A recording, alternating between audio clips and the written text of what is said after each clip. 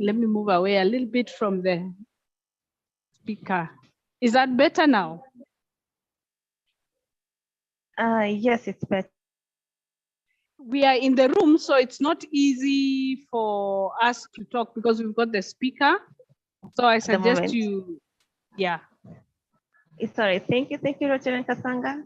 Bye. Thank you so much. Bye. All right, David Njoroge. Start. Hello. All right, maybe he's preparing yourself before we start off. Franklin Okata. Hello, how are you doing? Sorry, I can't remember my video. It's all right. Thank you so much for joining our meeting. Thank you so much. All right, let me inquire from the team at the physical at Portland, East African Portland Sports Club, if they're ready. I don't know if Madam Prezo, you're ready? All right then, thank you so much. I'm so excited for this session. Mental health is very important for us to know. With a high rate of cases of suicide, high rate of depression, high rate of, but the men in the society having their own issues. So thank you so much. Let's get quick and let's get started. Madam Prezo, to you. Let's start the meeting.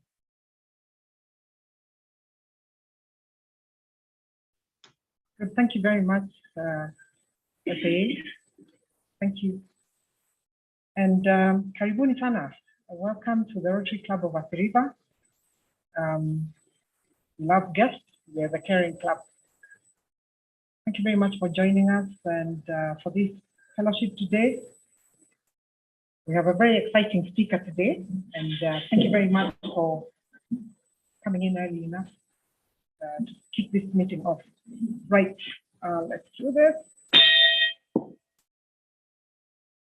If you have charged glass, please raise it and let us toast. If you don't, put your hand over your heart and let us,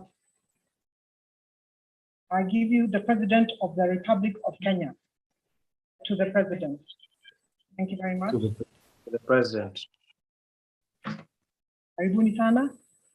If you have any questions, I think we could start as early as we wish to post them on the chat, and they'll be picked up by the President that's doing the question and answer session.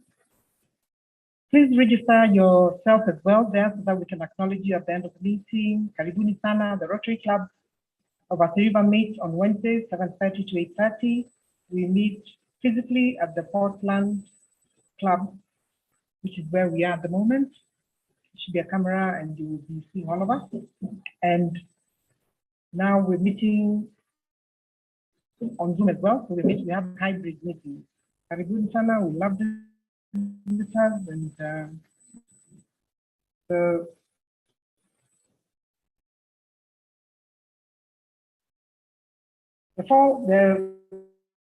four-way test and the rotary grace and the four-way test are next.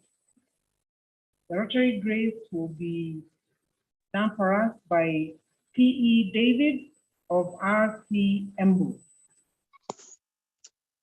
We're co-hosting with RC Embu. Karibu sana. Thank you, President. Good evening, family of Rotary. Let's do the grace. O God and giver of all good, we thank thee for our daily food. May Rotary friends and Rotary ways help us to serve thee all our days. Amen. Thank you. Thank you very much, P. And the four-way test will be done by President Lily Kamau of RC Karatina. Karibu. Yes, good evening, everybody. So the four-way test. Okay. Is it the truth? Is it fair to all concerned? Will it build goodwill and better friendships? Will it be beneficial to all concerned? Thank you very much. Thank you very much, classmate President. I'd like to welcome announcements, some quick announcements. Do any of the clubs have announcements you'd like to post now, kindly prepare yourself. Just raise your hand and please, Rotarian Janet Mabenge, karibu. Hello, hi. Rotarian Okay. Mabenge. Yes, Rotarian Are you Janet. ready for the announcement? Yes, please. Okay. Good evening, fellow Rotarians and friends of Rotary. My name is Past President Janet Mathenge, Rotary Club of Karen. And I just wanted to remind everyone about our upcoming district conference and assembly. This is the 97th in Diani, Neptune Hotel, May 12th to 15. I know you've been hearing a lot about it, but the fees are $280, that is $29,400. You could pay half now and pay the rest before it goes up on May 1st. Some of the reasons why we have to attend this district conference, I know there are a lot of new clubs here, but it's one of the most exciting things. This is what we live for a whole year until the district conference. Now, there's so many opportunities for networking. You meet great Rotarians, develop new friendships. There are inspirational addresses, discussions. You see all the projects that's been happening the whole year. You get your recognitions for everything that you've done all year. And it's just a memorable fellowship experience. And it's one of the most rewarding things as a Rotarian. And the other thing is, once you've been to one, you'll never, ever, ever miss another one. It's just fun, fun, fun, fun. And also, it's a holiday away from the usual thing with, people of like minds. Can you imagine going on holiday with everyone thinking the same thing? It's one of the most rewarding things. So guys, please register. If you haven't registered yet, just go for it. You will not regret it. And not to mention, we haven't had one for 2 years. So you can imagine when we get together, it's going to be like a huge family reunion. So just try and register, please. It's going to be fun. And I can tell you it's going to be fun. Thank you very much. Oh, I have one other thing. It's going to be very fast. April 30th, the last day or last Saturday in April, it's always Rotarian at Work Day in the district. So every club, just dress in your Rotary shirts, everything, go out and do something in the community as a group, as Rotarians. For example, you could clean up the street, visit a hospital, plant trees, anything, go out as a club, dress in your Rotary shirt and show the community that you're there. It's a hands-on project thing. There's no money to be spent, nothing, anything at all. Just go out, hands-on, be seeing around your community. Thank you very much, President. Back to you. Thank you. Thank you very much, CC Janet, for that. Rotarian Jaggi, your hand is up. Please go ahead. Yes, thank you, Prezo. Hi, fellow Rotarians. My name is James Njagi, Rotary Club of Athi River. I just wanted to remind our members of our tree growing exercise that's still ongoing. We intend to do some tree growing exercise as we induct the interactors at a date that's going to be announced, as well as a tree planting session that's also going to be happening at the Miao community. The date also is going to be communicated. So let's just be ready for those two, as well as the announcement that has been made by Janet for the 30th of April. So thank you. Thank you very much. Thank you, Rotarian Jim. Anybody else with an announcement, please? Unmute yourself and go ahead.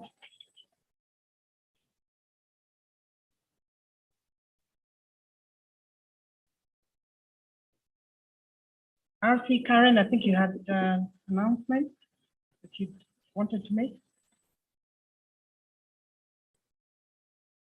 Oh, I see. That's Rotarian done. Okay, fantastic. No problem. I'd like to take this opportunity to welcome the President in the House. Kindly just unmute yourself and let us know your aim. Very quickly, so that we could move on to our next. Good evening, everybody. Evening. My name is Nancy Nganga, President Rotary Club of Nyeri, and I'm humbled to be here this evening. Thank you very much. Karibu sana, President. Thank you. Good evening again. I'm Lily Mbogo from RC Karatina. Thank you very much, President Lily. Karibu. Good evening, everyone. Good evening. Can I be heard? Good evening. Good evening. This is Daniel Kanyaro, President Rotary Club of Karen, and we are also inviting you for a tree planting on 23rd. Thank you so much. Thank you very much, Changemaker President. Karibu sana. Any other presidents on the call? Yes. Good evening, friends and family of Rotary. My name is, can you see me? Yes, we can hear you. We can see you now. Yes, my name is President Priska from RC Kiserian, and we will be doing tree planting on the 28th of this month at the Ngong Hills. And we welcome you. We'll be doing it with the county government of Kajiado. Karibuni sana. Thank you. Thank you very much, classmates. Any other president? Yes. Good evening, friends and family of Rotary. My name is Rotarian Thomas Derito, incoming President-elect, Rotary Club of Nairobi, Samawati. Thank you very much, PE, Thomas. Karibu sana. Thank you. Any other PE President-elect in the House? Good evening, family and friends of Rotary. This is Josephine, President-elect, Rotary Club of Nairobi Connect. Thank you. Awesome. Great to have you, PE, Josephine. Karibu sana.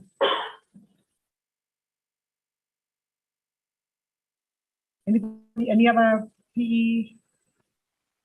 Good evening, family of Rotary. My name is David Njoroge, President-elect, RCM. It's a pleasure to be here. Great to have you. Karibu sana, PE. Okay, good evening, fellow Rotarians. My name is Rotarian Judy Mukundi from RC Nairobi Industrial Area. I'm the PE. Thank you. Thank you very much, PE. Karibu sana.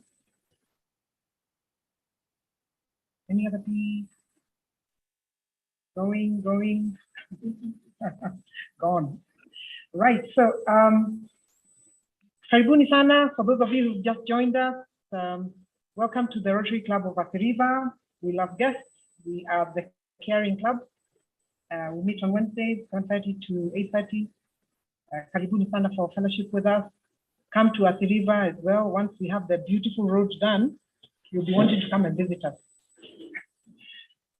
All right, thank you for coming in. Would like to welcome Rotarian Annette Wanjala, RC Kilimani, to welcome our guests and read us her bio.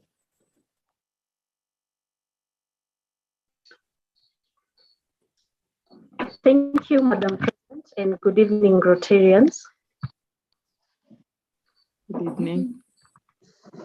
Good evening. I'm trying to enable my video, but for some reason I'm not able to. So let me just go ahead and read the bio.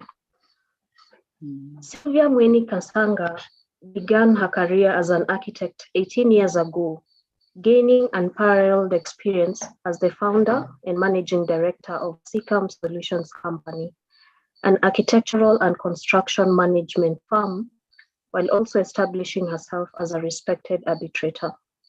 She's a member and a council member of the Chartered Institute of Arbitrators Kenya and a member of the UK Chartered Institute of Arbitrators. Currently also working as a nominated member of parliament in the Senate, Sylvia has been an ardent promoter of mental health and alternative dispute resolutions.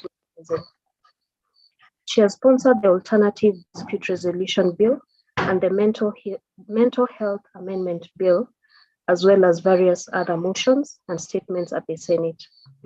Sylvia has been championing for the empowerment of youth and women in rural areas, having piloted various local level projects that include promoting youth inclusivity and employment, showcasing application of modern solutions in the development of community infrastructure, and advocating for public participation in governance and all forms of development.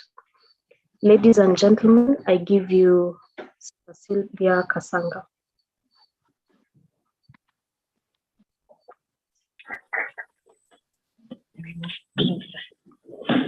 So, good evening, Rotarians. It's indeed an honor to address you today. I think this is the third Rotary group I have addressed. So I must say I'm a friend, I'm an official friend of the Rotary Club of Kenya. And I've always loved the fact that, you're promoting mental health conversations. I know some of your clubs are actually very active on community work to do with mental health, and I commend you for that. And I say these are the strides we need to continue taking. If at all we are going to really combat our mental health situation in the country, which in true sense is an emergency, is you can use all the words you want to use, but the status is actually really, really terrible. So thank you for the introduction. Thank you for having me. And I have a presentation here for you, which I'll run through. And I want to give you a feel of mental health from a legislative point of view, what the country has, what it has done, what needs to be done, and then we can pick it up from there. As you have heard, I am not a practitioner. Sometimes people confuse me. I've been in forum where I'm even called doctor, but I'm not a practitioner. I am just a champion and an advocate. And I need more champions and more advocates. And when we understand what mental health is about, you realize it's something everyone must understand of themselves, of the community.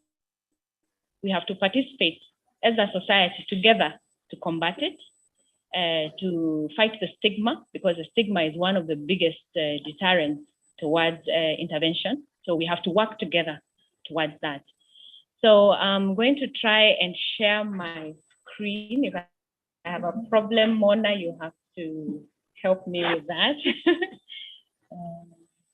But we open the screen first. We open the presentation first. Present. We open the presentation. Oh, not yet.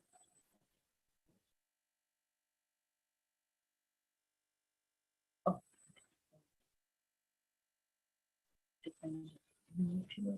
Share screen and here.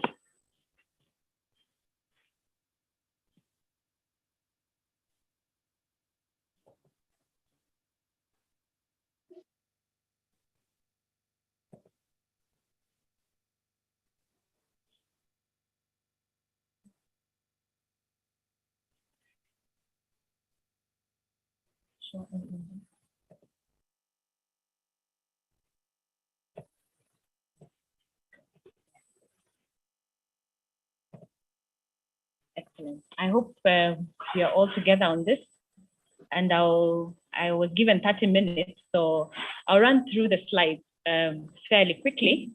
I won't go into the depth of, say, the bill and what the bill provides, but I'll just give you an overview. It's important that you understand why the bill is such an important part of this country's fighting mental health or seeking mental health intervention.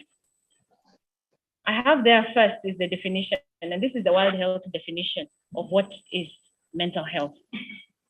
A state of well-being in which the individual realizes his or her own abilities, can cope with normal stresses of life, can work productively and fruitfully, and is able to make a contribution to his or her community. That alone tells you the wholesomeness of mental health and why it is critical for you to even have your own personal understanding and awareness of your mental health, and that you can gauge yourself even on a daily basis by the level of your productivity. So you know when you're unable to wake up in the morning and you're unable to get out of bed, or you're unable to just do your normal things, then you know you have a situation which you need to address one way or another.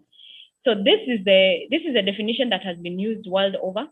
It is the same definition we've even adopted in our mental health amendment bill, because it covers practically everything that needs to be covered in understanding what is mental health and wellness. Now, our statistics are a bit shocking. These again are World Health Organization statistics, because we've not had institutions that have been able to collect the data for analysis. Now is when we are actually beginning to do this. And you can see 1 in every 4 people is likely to suffer from a common mental health illness or disorder. You can use those words interchangeably for this purpose, but of course, a practitioner will tell you otherwise, but for this purpose of this presentation, we'll use disorder and illness just interchangeably.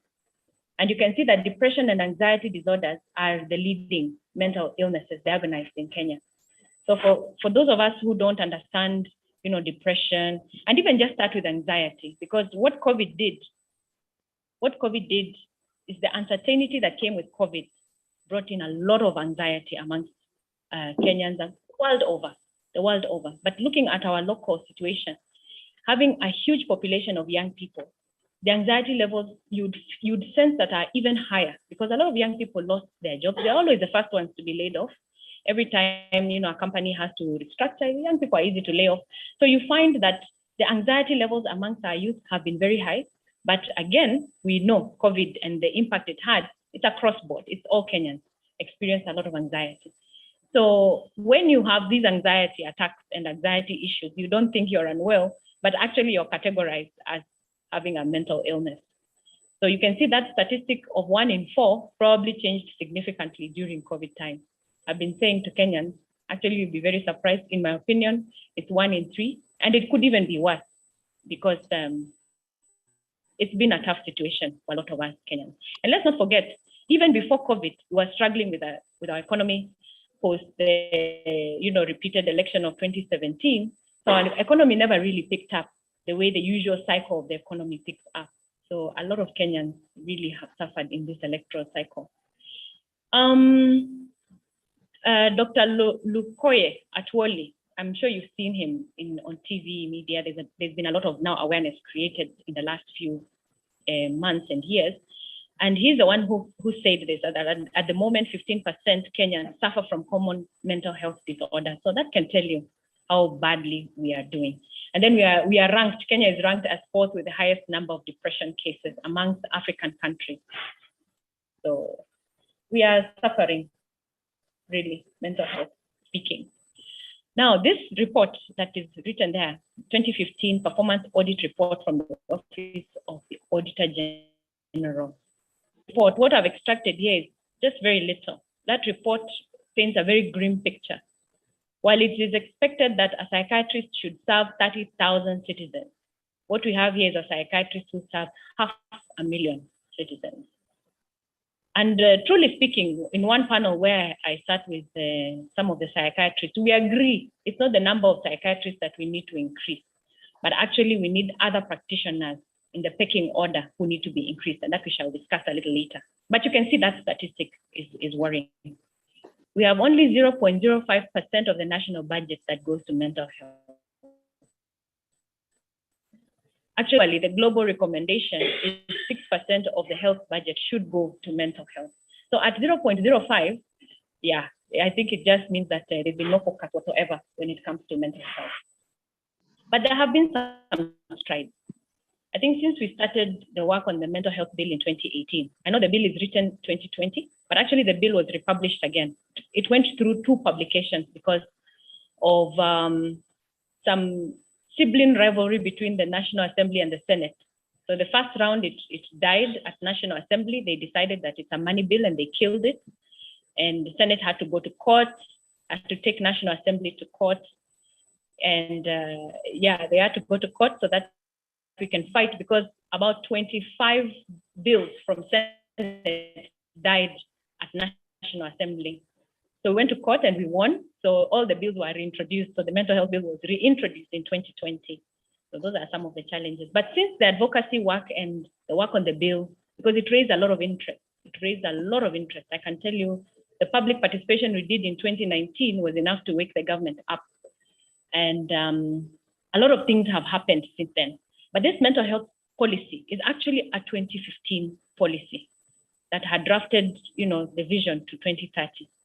It had been sitting there without much rolling out happening. But I'm happy to say that since our advocacy work, some things have been going on when it comes to this policy. Something else happened. There was a task force.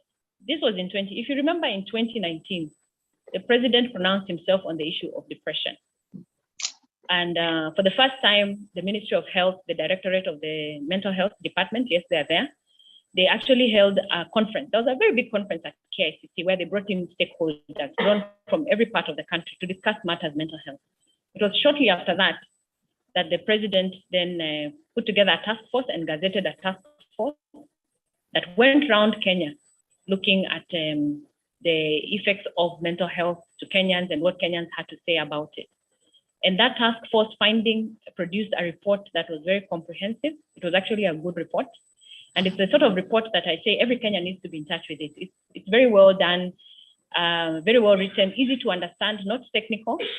And it really gives a good landscape and understanding of the length and the breadth of mental health across our different various populations, demographics, groupings of Kenyans, and why. In fact, it gives very good social determinants as to what are these causes of mental health, what causes us to have these mental health issues, why is it such a public health disaster or emergency as it is. And they actually declared it. One of the recommendations was that the president should declare mental health a public health emergency. And that has not been done, but there are many other things that have not been done, but the report was very good. And I always encourage, if you can go to the website of Ministry of Health, the report is actually there. You can download it and begin to understand these social determinants that cause our mental health issues. Everything from even infrastructure to the environment to, of course, the politics. You see, we take for granted some of these politics and the pronunciations that our politicians make, but they have a direct impact on the level of anxiety they're causing it, in us, and making our mental health issues probably even worse. Yes. And it draws several issues, including, of course, the economy, poverty, even nutrition. Nutrition plays a key role to our mental wellness, because if we are not feeding right, then it can have also an impact to your mental wellness. And all sorts of other social determinants have been outlined in this report. And I always encourage that you can interact with it. It will also give you a good understanding. So maybe we should be pushing for more green areas, because then, we recommend a lot that green areas are therapeutic and they can help alleviate, and help heal some people and things like that. So I recommend that you interact with that report. We have the Kenya Mental Health Action Plan 2021. This is truly drawn out of a lot of the advocacy work we did. And this action plan, you will also find it in the website, very comprehensively drawn with allocations of budgets in various areas. You can see it has policy and legal reforms. It has reforms to improve access to quality mental health care services. It has financial reforms and investments and cross-sectoral mental health reforms. And this we have to emphasize. The cross-sectoral is critical because mental health cannot be dealt with standalone. It cuts across. In government, it cuts across all ministries. All the 21 or 22 ministries, everyone has a role to play in combating mental health in the country. That's why it has to be cross-sectoral. We like to emphasize a lot on the Ministry of Health, but emphasis is also given to all the others, including education. And even in the bill and in our conversations, we say we need curriculum, for instance, that are speaking to mental health, right from early childhood education through to even, certain compulsory subjects at university level. So that throughout the education system, there's a constant in dealing with mental health, strengthening our mental health, and things like that. We talk about the environment. The environment is critical to our mental wellness. We talk of infrastructure.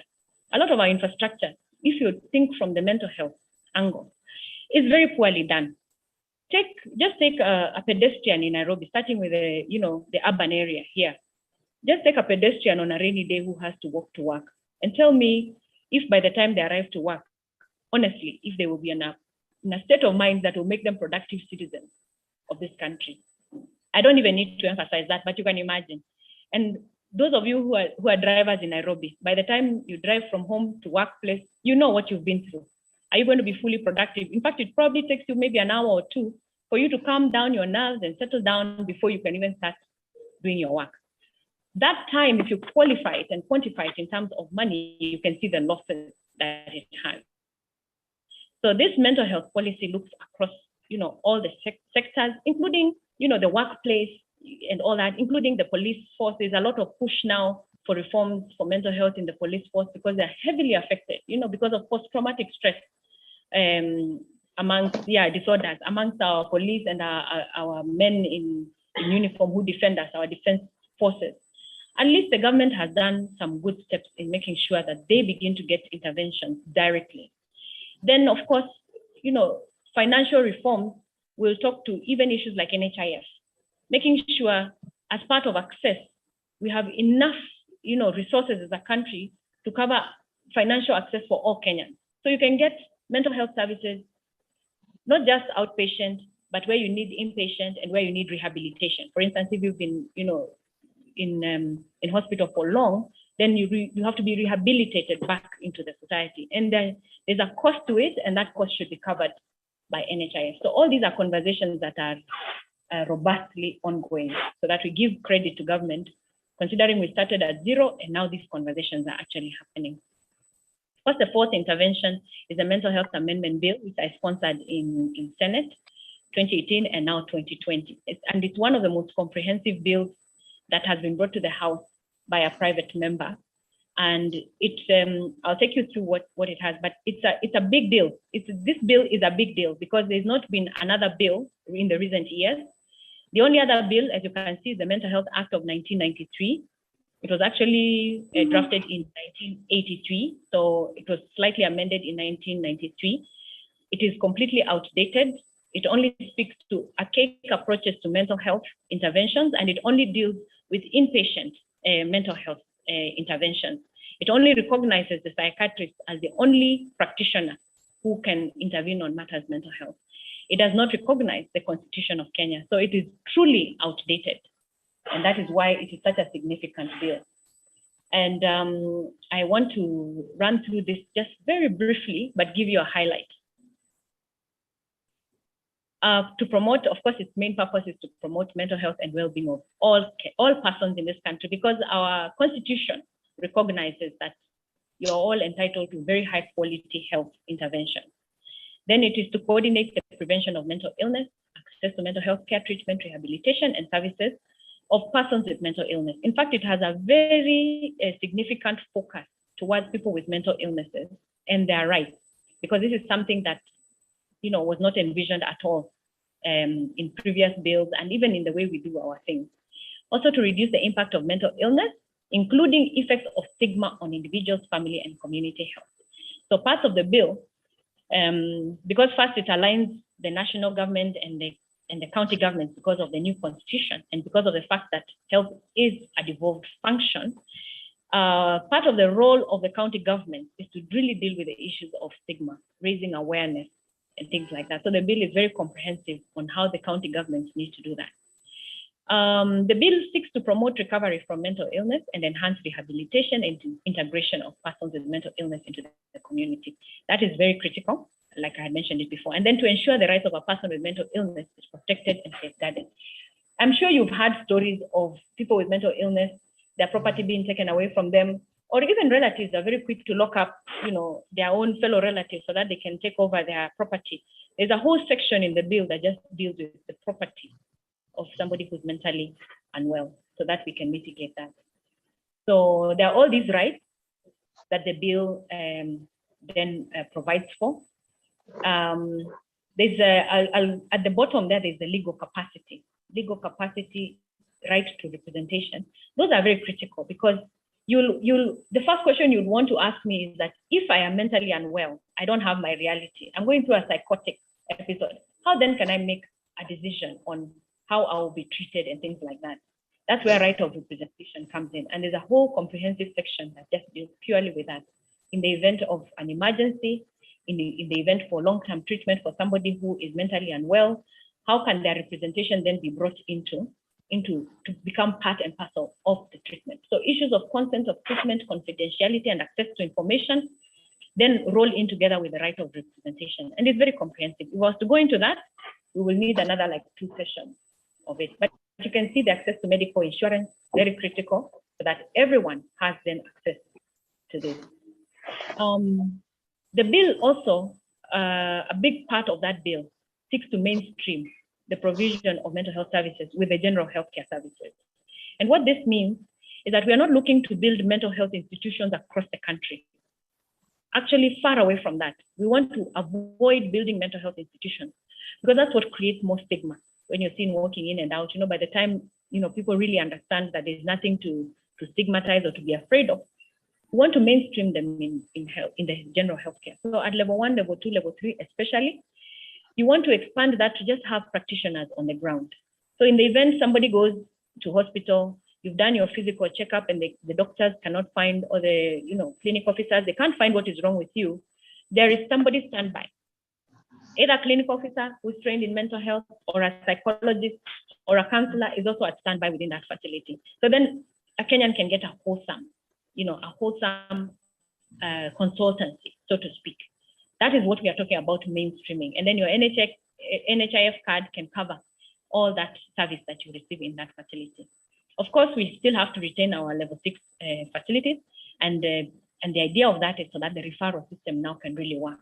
Let, the adverse, those who are really unwell, let them work through the referral system. You can be sent up to the referral system up to level 4 and level 5, where you actually find the psychiatrist who then can prescribe medicine or put you into admission and things like that.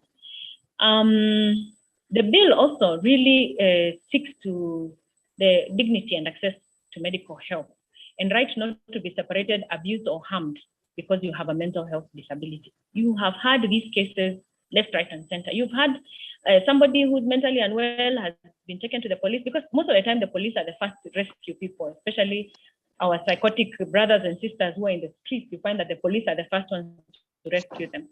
You hear of horrendous stories. Once they're rescued, what happens to them when they are held as they wait to be taken either to a facility for help. So the abuse is real, it happens, and this bill seeks to recognize that somebody with mental illness also must be treated with dignity. Then it, of course, they promote help at the community level. We are always looking out for community mental, interventions of mental illness. We are promoters of a battalion of community health workers who are trained in mental health, because they're the ones who can help us fight the stigma at the community level. And the bill also provides for the right to medical insurance. I think we've spoken about that. And lastly, there's the process of the bill. I'm sure you understand, in a bicameral system, the bill goes from Senate to National Assembly. The first time it died, it was introduced again at Senate, went to National Assembly, it came back to Senate. Now it's at Senate. We've adopted all the amendments by the National Assembly, and it's waiting for one last vote before it can be attended to. So of course, it's my prayer that we can get it done before we go for election.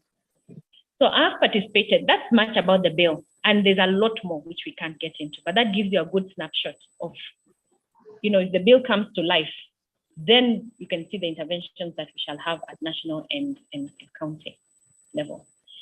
So some of the things that have happened in the last few years that we have to commend the government because of the push that there has been is, and these are things I have participated in, I'm aware, the Ministry of Health is working on an investment case for the country because it needs to establish the cost of the burden of mental health. And in establishing that burden, it helps them in structuring, their rollout plans and how funding should be done to mitigate these issues. So understanding, like what I said earlier, the cost of you not being able to work for 2 hours is something that should be quantified so that we can know. Then maybe our traffic jams need to be sorted so that we have less time of getting to work, or an easier method of getting to work, so we don't lose the 2 hours of work. That's what they call an investment case. So my first time to work on such, I found it very interesting. And they had a lot of help from key stakeholders like the World Health Organization. Now, there have been investments into Mathare Hospital. Mathare is our national referral hospital. It's the only one that we have here in Kenya, and it also serves the region. It is not only a referral hospital, it's also a training facility, and it is where our incarcerated brothers and sisters who suffer from mental health are held. And it's a significant facility for us. So for the first time, we have a big budget for Mathare, about 600 million in this financial year, which is a big relief for the superintendent in Mathare. She will tell you how relieved they are. And for the first time, we are getting a big facelift. Mathare is getting a big facelift, and things are really changing.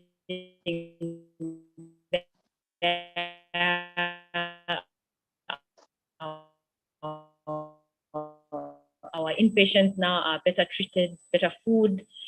Forest actually has been hived off for the purposes of a new Mathare facility, which they have put a budget of about 1.2 billion in this current budget cycle. The land is already titled and gazetted as such. So we will have a new Mathare level 6 coming up. And in the meantime, we say we have to work on our Mathare. It's the only one we have for now. And we want to promote it, and we want to fight the stigma towards Mathare.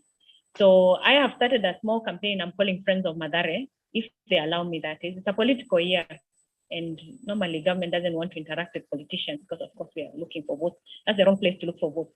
But we want to start a campaign called Friends of Mathare so that we can help fight the stigma against Mathare. By the time a new one comes, this is the only one we have. It is offering the best services, and Kenyans need not be afraid. They need to just wake up and go there when need comes, when need arises. Thirdly, now there is a clear funding line that has been put in the budget for mental health. It is not 6% of the health budget, but it is there, and that already is a big step. NHIF has also been steadily expanding the scope of mental health interventions that they will cover. So again, that is a big step. Then looking at the county government, there's a lot of efforts by counties. Some counties have actually made huge strides towards mental health intervention. Kisumu, for example, has a directorate of mental health interventions for the entire Nyanza region.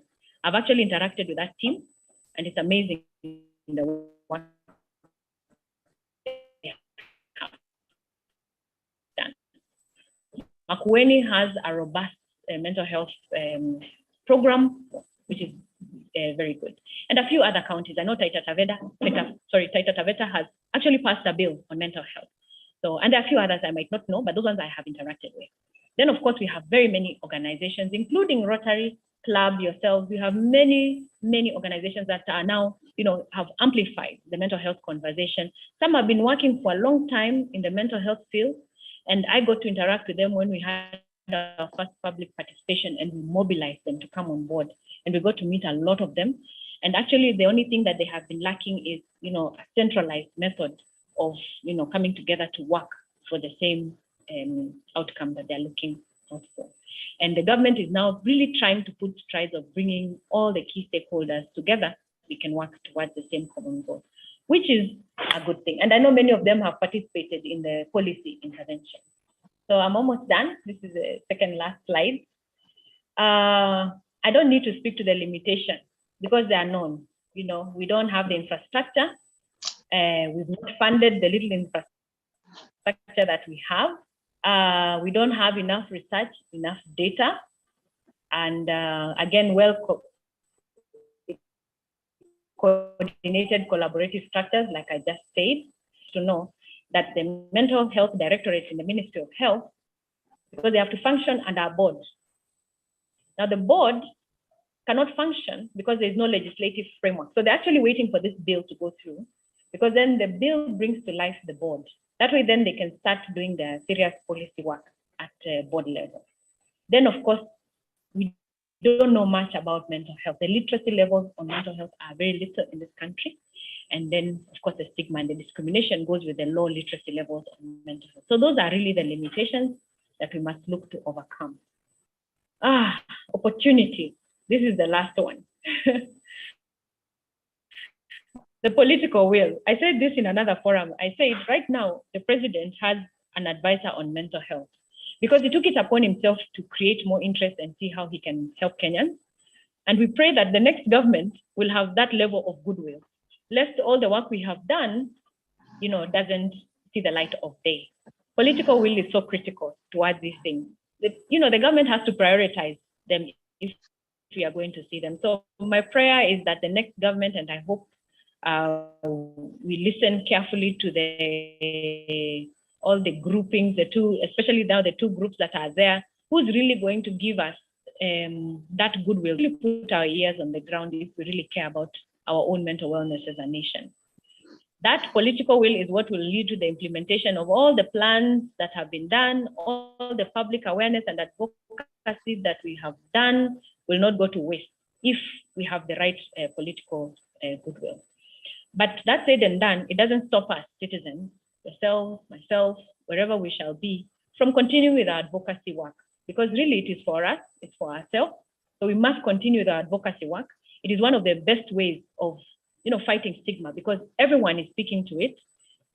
People should not be shy to speak of their challenges.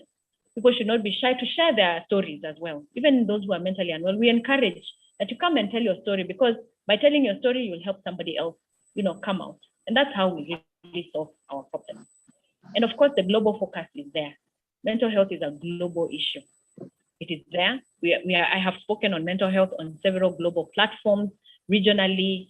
I have, even presented this mental health bill to Uganda. I've done it in the International Conference of the Great Lakes region, which is 12 countries in the larger East African region. We've discussed this bill with a lot of the African countries, and we have seen the need where we need to support each other, even as nations, on our mental wellness. Yeah, so that's my presentation. I hope I didn't take too long.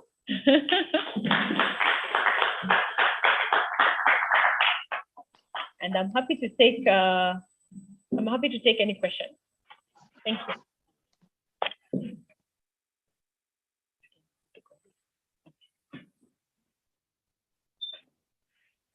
Wow, thank you. Thank you very much. Mr. Kasanga, that is amazing. We've learned a lot. Yeah. And I'm sure, we have lots of questions awaiting you. Yes. Thank you very, very much for honoring us and coming to talk to us about this. It is well articulated by many. I think, like you alluded to, we don't know too much about it. We don't know much about it. And so I think we will invite you back again to just tell us a bit more about it. This is really an area I think as a society we need a lot of education. Thank you very much for honoring us. So please post our questions on the chat. Any questions you have, please post on the chat. They are being collected by our president, Nancy Nganga of RT Nyeri. Please post them there. Now we have about 120 of us logged into this call. We are on Zoom and we are also on YouTube live, so you could check us out there. We'll be able to share that link with anybody who's interested in a recording of this chat.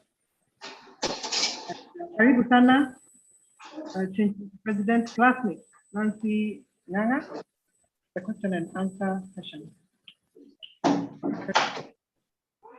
Thank you very much, fellow classmates. I'm humbled to be doing this. Again, my name is Nancy Nganga, the president of the Rotary Club of Nyeri. I want to thank Sylvia for a very, very awesome presentation. And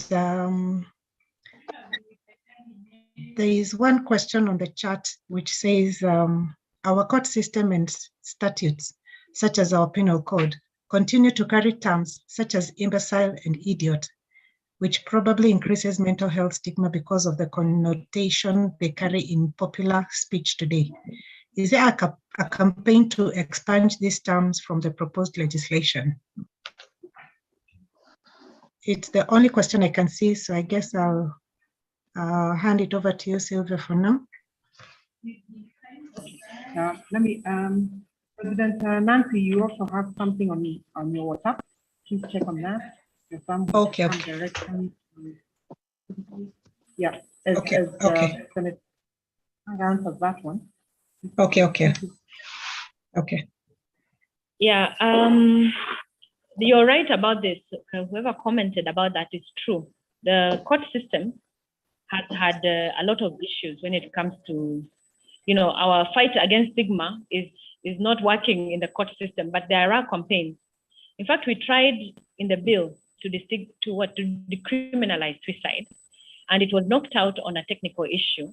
And we're told the issue of decriminalizing suicide, for instance, can only be handled at the courts and the court rules on how they sentencing rules and things like that. So there's a petition right now that is ongoing in relooking at all those court processes with a view for courts to understand that what we have is sick people and not otherwise criminals, and they need to relook at even how they deal with when somebody who is mentally unwell is brought before them. So that is to answer you that yes, there are campaigns to do with that, and they're on very high gear, actually, very high gear. Yeah, thank you.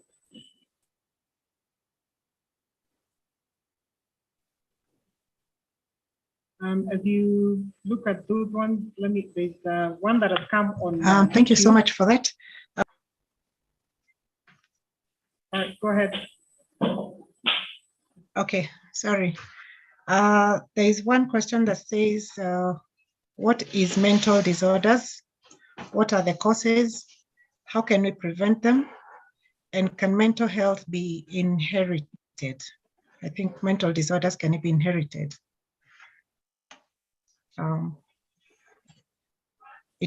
So just to go a bit slower, what is mental disorders? What are the causes? How can we prevent them? And can they be inherited? So I receive that question a lot. I do. And I always, I don't answer it because I'm not a practitioner, and I would hate to answer and say something that is not right. And I always encourage the groups that have invited me that you should very quickly follow from my presentation with either psychologist or psychiatrist, somebody who's a practitioner in the field, so they can answer to some of these issues. But what I will tell you is that if you interact with the Mental Health Task Force report that had given very clear definitions, number one. Number two, it categorized all these mental health issues. Definitions were given in there. It elaborated on some of the causes and went ahead to give those, as I was speaking earlier, the social determinants, the things with, around our environment that actually cause mental health illnesses or aggravate mental health illnesses. So I would recommend, one, you get a practitioner here to speak to some of those technical issues, and two, for all of us to interact with the Mental Health Task Force report. It's a public document, and it does highlight quite a number of things. The issues of inheritance, again, I can't speak to them. Let a practitioner come and say whether you can inherit. But I think there's a lot of genetics that you can already, you can think to that and say, yeah, there are some genetic issues that can be, transferred from one person to another, by birth. But let me not speak on something that I am not technical about. Thank you. Wow. There is one more that says, data this week gives us the alarming data that 1 in 5 girls under the age of 19 has a baby. The societal challenges point to issues ranging from mental illnesses. Well, I don't know. It's a comment, I think. Yeah, it's a comment, and it's a very valid comment. In fact, the statistics on child pregnancies during COVID were absolutely alarming. In fact, so alarming that I don't think the government has really brought out, the magnitude. Yeah, it was really, really bad. And it points, in fact, more to our societal issues, even than mental illness issues. We have a lot of societal issues. We've had very many forums where we've spoken and we've said, to approach almost call it a breakdown of our societal issues, because when did girls stop being, something thing to protect as a community. Girls are supposed to be protected in our community. Just because they were at home, they are preyed on by everyone, you know, relatives first and foremost, because the cases, most of them are happening just within the family setup, you know, and then the neighborhood. What happened to us Kenyans watching out for each other? When did we stop becoming, you know, when did we stop seeing the other person as a human being like yourself? That you look at that other person and you can prey on them, and especially the young girls. And then the statistics also will shock you on the number of young boys who are abused sexually. It's not talked about, but the issues are significant. And I remember, and I'll share this with you, when I chaired the ad hoc committee on COVID, and we went around the counties, we managed to visit about 6 counties. We were shocked at the number of young boys who are being rescued because of abuse in the home front. These are serious statistics, and they point to a greater societal, you know, challenge, you know, a greater societal challenge, which we need to stop burying our heads in and start dealing with it. So it's a very valid comment. Thank you. There's another question. It's true, or is it true, that Mathare Hospital had been neglected and a lot of stigma had surrounded it for the longest time? How can I join the Friends of Mathare campaign? Mathare, Yes, Mathare. Yeah, Mathare. Yeah, it's true. Mathare was neglected. In fact, up until 2020, it was neglected. In fact, very neglected that our inpatients were getting illnesses from poor diet. You go in there to treat your mental wellness, instead you get unwell from a poor diet. Yes, Kwashako, yes. That is how bad it was. The facility was so run down. It was a scary place to go. But the last time I was there, I was shocked at the transformation. It's been a good transformation, which I'm proud to actually associate myself. And that's why I want to start the Friends of Mathare. And if you follow me, you have to follow me on Facebook. That's where I post my activities. We will be calling interested parties to join us. And the idea is that we want to help Mathare in their rebranding process, because they are rebranding. They put out an advert for a logo design with you know, a beautiful logo, and they were targeting the young people to design it and come up with a nice catch line. So we want to help with some of these things. We want to help with amplifying, you know, their messaging, because they have these messages that they go out to the people, but they're just posted on the website. So we want to have these friends who have, you know, strong Twitter handles, strong Facebook pages, where we can just be, you know, tagging along and help fight the stigma, have some joint activities that happen at the hospital, and, you know, we can welcome citizens and tell them, come. There's nothing to be afraid of. It's a beautiful place. You will get healing. It becomes a place of healing as opposed to what it was before. So if you just follow me on Facebook, you will see when we make the call. Thank you.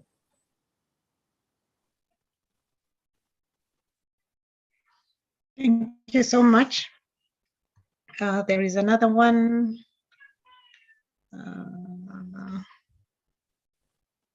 Which is the most common mental health issue? I don't know, anxiety, disorder, depression. Yeah, I can tell you that it's stress and anxiety, because they often lead to depression, but it starts from the stress and from anxiety that is untreated and unchecked.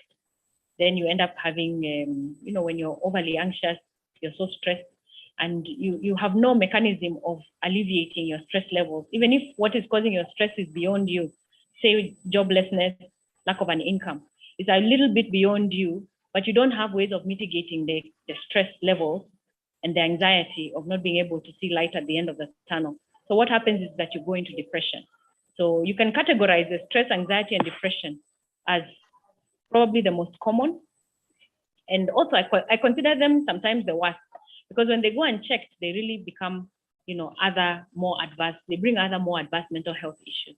But those are the most common ones. All right, thank you. We have Priska J, she has her hand up. Priska J, kindly unmute yourself and ask your question.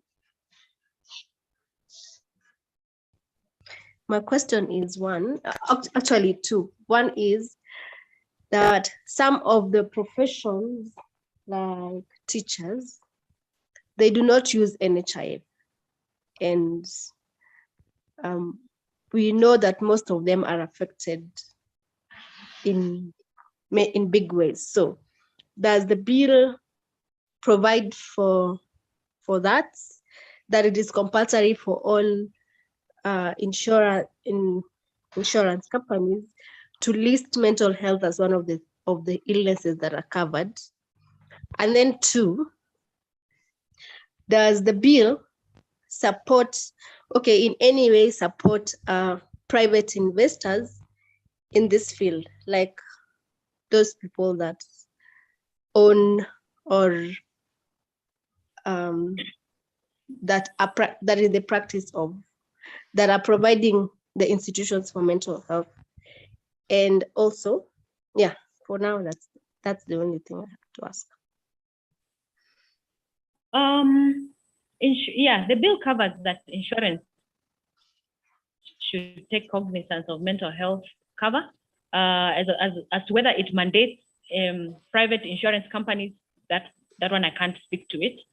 But for NHIF, which is a universal health cover, it covers mental health interventions. And I don't know why teachers are not on NHIF. I think all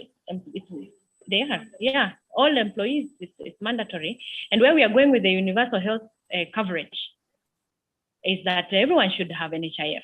That is the whole purpose of it being universal, that it is for everybody, and everybody then can access the best healthcare possible. So maybe you can check into that. And then for the private practitioners or those providing private services to do with mental health, the bill actually covers for regulation, which is important. So there's that. You have to be regulated, you have to be licensed by the boards, and data has to be collected from you in a certain way. So the bill accommodates for that.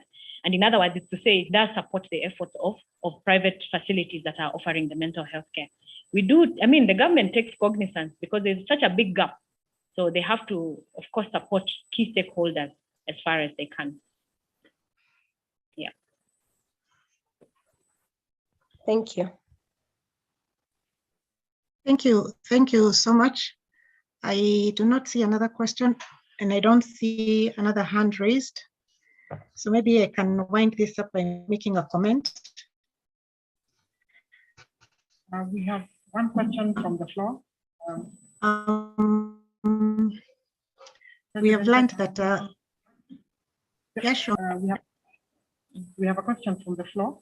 Just a minute, President. As an architect, are you going to give them any advice for the new Madare, and how much of the forest would be incorporated into that specific plan?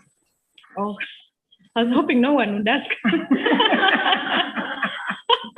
we are very busy trying to plant trees and trying to replant and populate Ngong Hills, and we have many people from us in Ngong Hills. So when you talked about Ngong Hills, I knew that was going to come up. And So the decision to go to Ngong Hills, of course, it wasn't a public participation decision.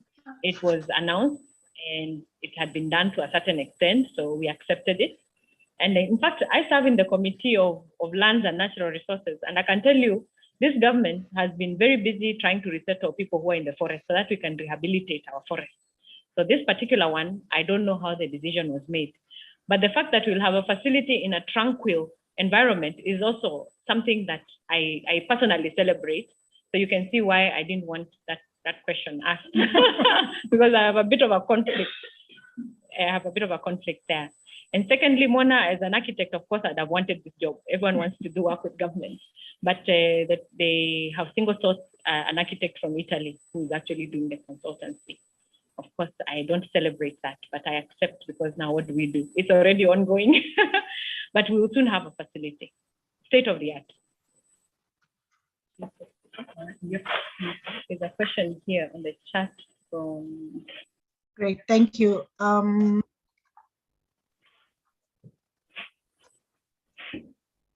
There's a question from Jaggi. There's a question from the chat.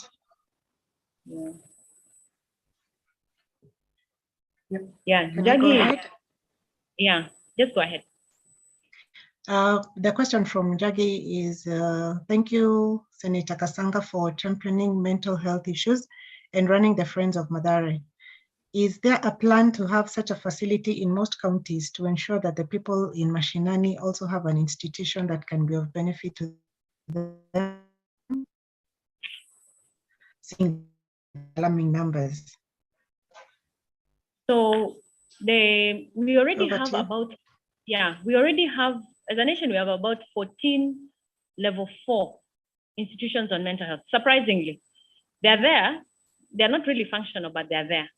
And the issue is for them to be funded so that they are active again. And with those facilities, we are not champions of adding mental health institutions around the country. We're actually saying the approach towards mental health is on a community. It's a preventative approach where we deal with issues at the community level to try and mitigate adverse mental health illnesses then that require hospitalization.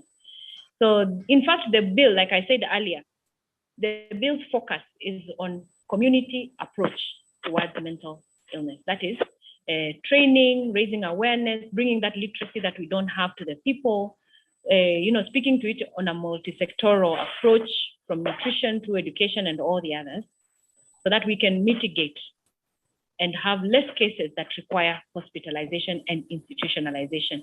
And world over, and because we have the benefit of having to learn from the countries ahead of us, is that they have stopped institutionalization. In fact, nobody goes to institutionalization as a first option for mental health intervention. It is the other way around. In fact, many countries, they even don't hold the patient unless it's a violent patient in such instances. They will prefer, they come up with an arrangement with the family where the person who is ill still stays within the environment of the family, because there they receive faster healing than being in an institution. So in as much as, yes, we are suffering, Kenyans are suffering a lot, we are saying the institutions that are currently there, let them be funded. Let the referral system now start working. Let's have mental health in all levels, level 1, level 2, level 3. And then hospitalization and institutionalization now can happen from level 3, level 4, and level 5 for the very adverse cases. Yeah. Thank you. We have David with a raised hand. Kindly go ahead. Oh, thank you very much for the opportunity. So I had one question. So for us who, I'm currently building a platform where people can access therapy and other mental health resources. I wanted to ask, is there any particular license or law that I should follow in order to deploy my platform to the market? Thank you. Yeah, that's a good one. I've interacted with several anonymous online platforms that give help to Kenyans. There are several, you know that, yeah, you won't be the first one. And all I know is that you have to, data protection is probably the only one at the moment that you have to sign up to. So you have to check on data protection and any licenses around that. But from the mental health side, there is no really license you require. But data protection is very critical. If you're not careful there, you could land yourself into a lot of problems. So be careful with that. Thank you very much. Yeah. Angela, kindly go ahead. Thank you, and thank you, Senator, for championing mental health. Now, yes, we've realized that mental health is a problem. It's a disease, actually, and just like it can be treated, I believe it can be prevented. So are there ways that maybe you're championing for some preventive measures when it comes to mental health?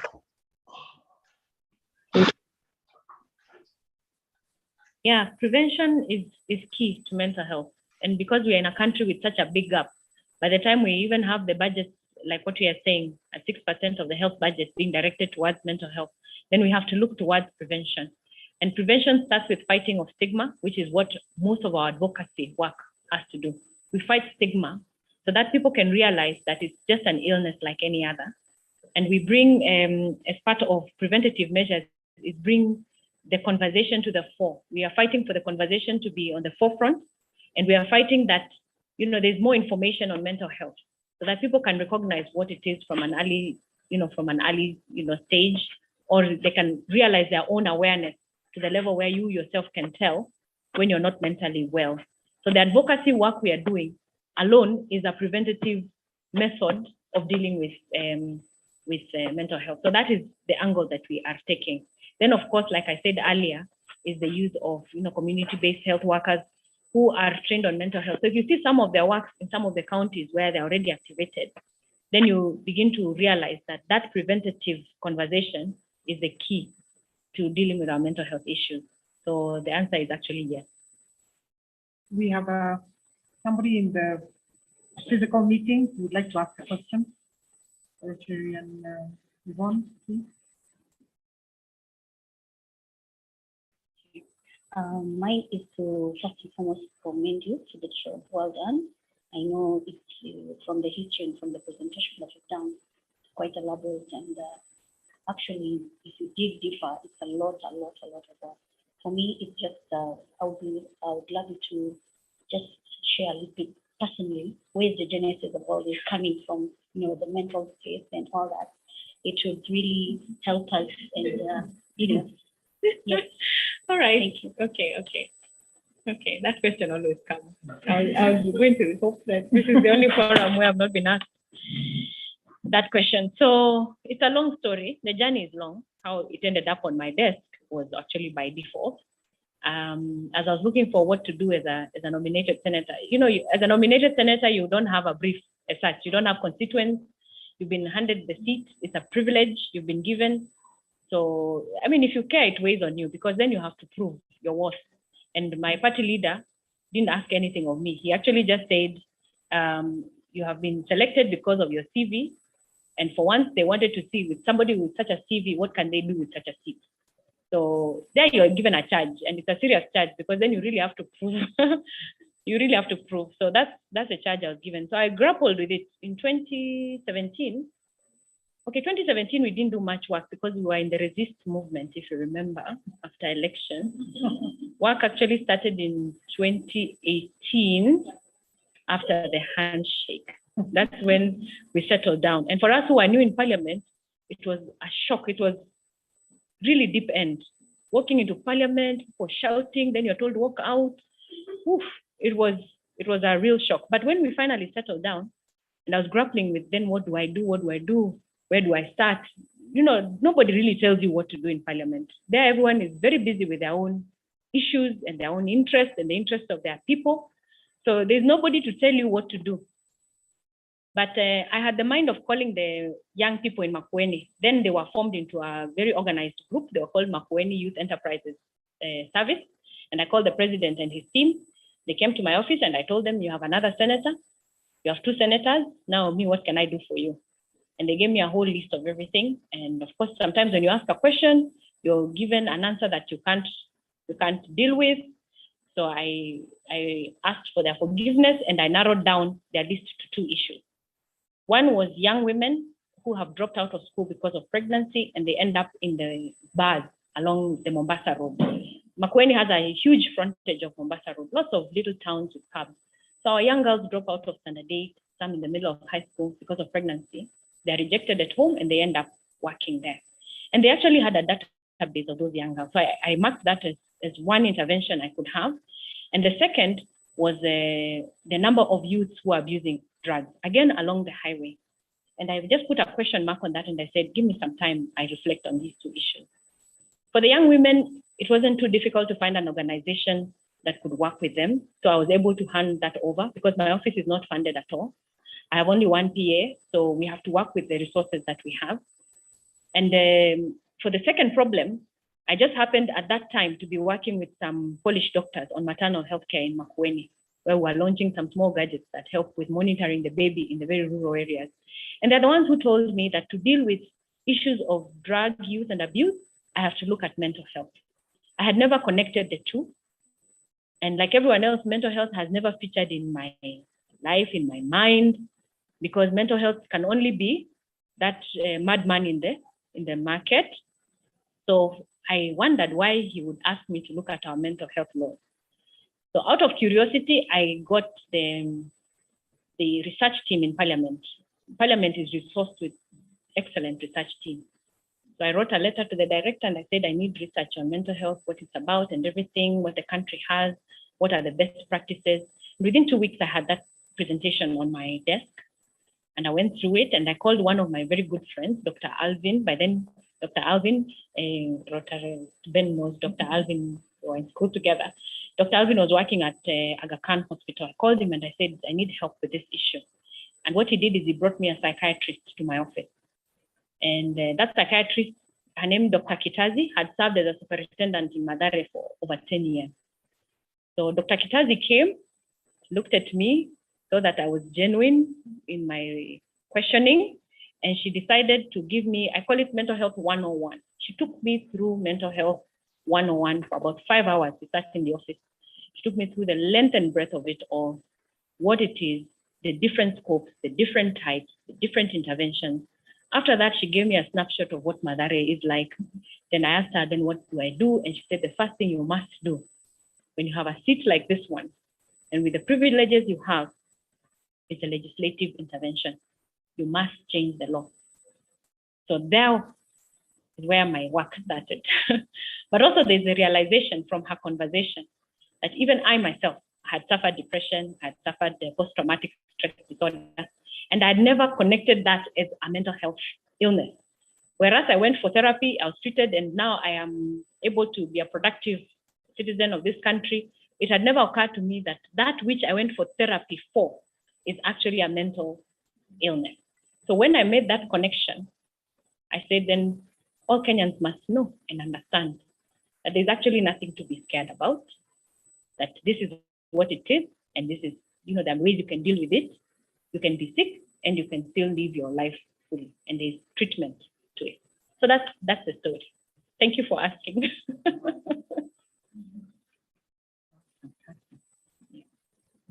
Thank you. Yes, we are over time and still seeing a bit more. Is there any other question? Questions are still checking in. This is a very interesting topic. Some wonderful comments there for you. Has the NHIS come forth to assist in any way in mental health awareness / treatment? Yeah, it's helping. Yeah, it's helping. It's helping so far. We are still pushing them to expand the scope of services they give to cover more inpatient and to cover more rehabilitation. But for outpatient, if you go to Madare, you have to go to the government institutions for this. You'll be covered up to actually a good portion of it. So we are happy with the interventions of NHIS on mental health.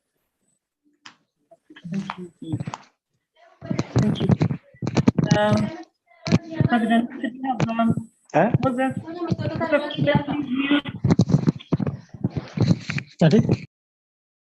There is a question on telehealth app.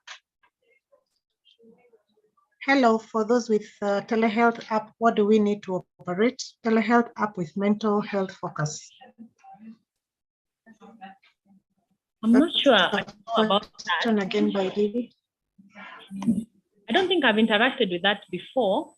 I've only interacted with the anonymous platform, online platform, but telehealth, or would it be just the same way you can consult virtually? If that is it, there's nothing to stop you from engaging in that way.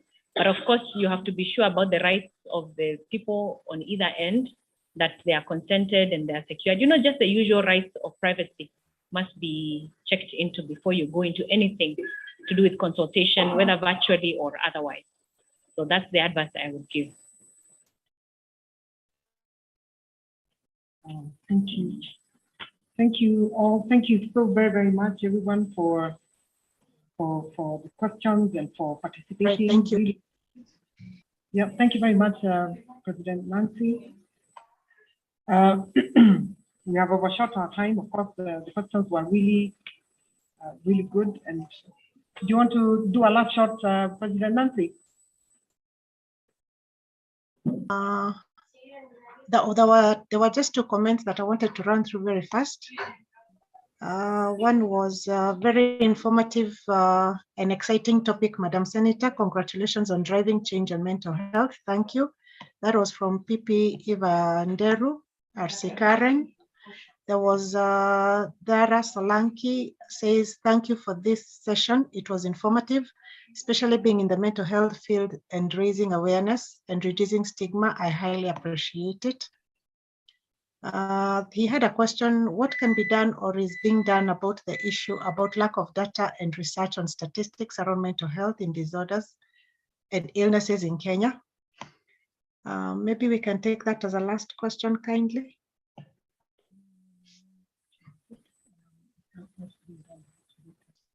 Or data. Yeah, Yes, data. on data. Yeah, data. What's happening with data right now? The ministry has activated a lot of stakeholders to help with data collection as they await for funding once the legislative structures are in place. So we have a lot of stakeholders out there who are collecting data on various issues on mental health, different various issues on mental health, and the ministry is slowly collating this data. So I think we still have a long way to go when it comes to data collection. And until all our structures are in place, both at national government and at county level, we won't have comprehensive data to speak of. We may have bits and pieces of data, like you'll find the work that Kisumu County is doing on their mental health. You find that they have actually data. They've been able to collect some data because of what they're doing. So at the moment, you will find, bits and pieces, but in a wholesome way, we have still some way to go. Hopefully, we're going to get there sooner than later. Thank you. Allow me a quick last one. I noted when you were starting your session that you mentioned that it is everybody's responsibility. And it is true that it is our responsibility. You said the order of what causes mental illness is, first of all, depression, anxiety disorders. And the next one was very interesting because it says substance use, not abuse, substance use. So I guess perhaps that's where our responsibility comes in when we need to think about what we're using. Thank you so much. I appreciate. I'm humbled, my fellow classmate. Thanks for this session. Thank you. Thank you very much for question and answer. Very beautifully handled. Thank you. Thank you very much. Apologies on time. Let us just wind this one down. Could I kindly ask that Rotarian Crispus Mtabuza, RC Karen, give our speaker a vote of thanks. Karibu sana, Rotarian. Can you hear me? Yes. Okay, so thank you very much, Madam Senator Sylvia Kasanga, for that very enlightening presentation. Mental health is one of the key emerging issues of our time. I always say that if you want to know how much we have to do in terms of awareness, you try translating the word depression in your mother tongue, and you'll see the difficulty and the challenge that's ahead of us. So our time is fast spent, but on behalf of the Rotary Clubs of, it's quite a number today, so it's Athi River, Nyeri, Embu, Karatina, Milimani, Nairobi Connect, Industrial Area, Nairobi, Samawati, and especially the Rotary Club of Karen would like to thank you for that presentation that you've given us today. As RC Karen, we usually have a special token of appreciation for our guest speakers. It's a special mug that is specially designed to keep warm things warmer, and the things you want cold just at the right temperature. You can always put it in your office, on your desk. It's specially designed with the 4-way test. So I'm very sure that we shall get it to you as and when we meet in person. But on behalf of all the Rotary Clubs today, we'd like to thank you for this presentation, and we ask that you will come again and tell us more in future about how far you've gone with this campaign. Thank you very much.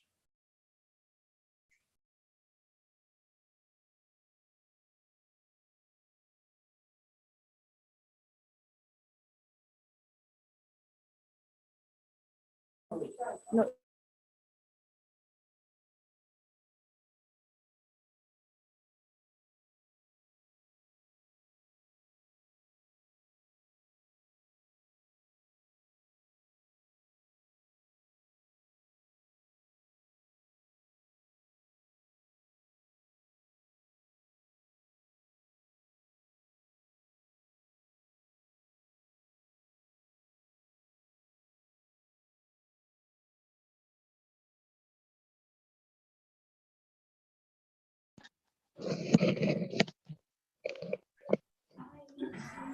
Sorry about that.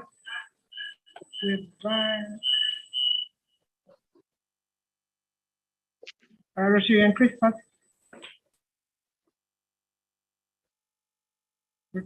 Rotarian Christmas. Are you there? Yes. Oh, hi, I'm there. Sorry, my video went off. I don't know at what point it went off. You're telling us about the mug. Yeah, I was telling about the mug. Yeah, well, it's a special mug which is specially designed with the forward test. You can always have it in your car, in your office. It's one of those special mugs which even if you're drinking while driving, the cops will not stop you. So on behalf of the Rotary clubs that I mentioned previously, thank you very much for that presentation, and we'd like that you would come again in future and let us know about how far you're going with this campaign, because it's very important for this country. Thank you very much.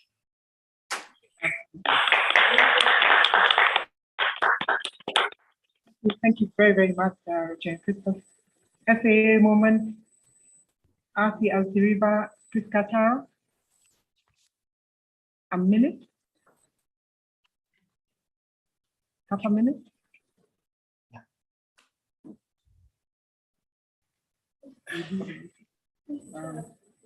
Yeah, the SAA numbers have been posted on the chat by the SAA.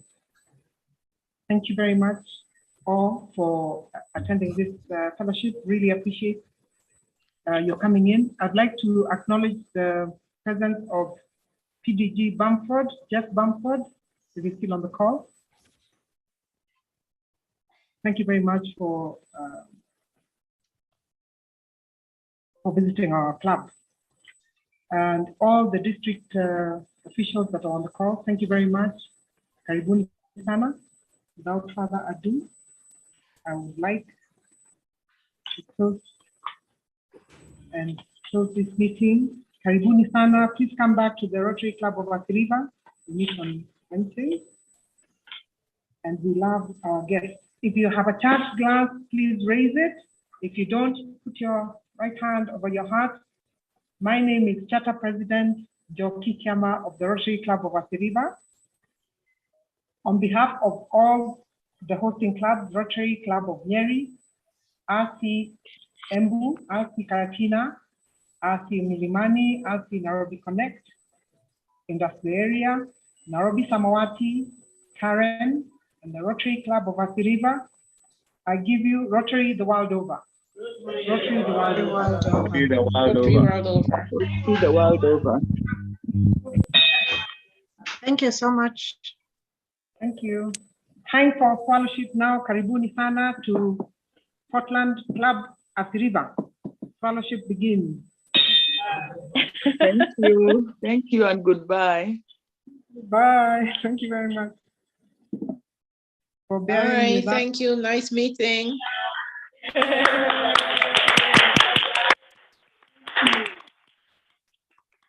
Thank you for having me. Thank you. Good.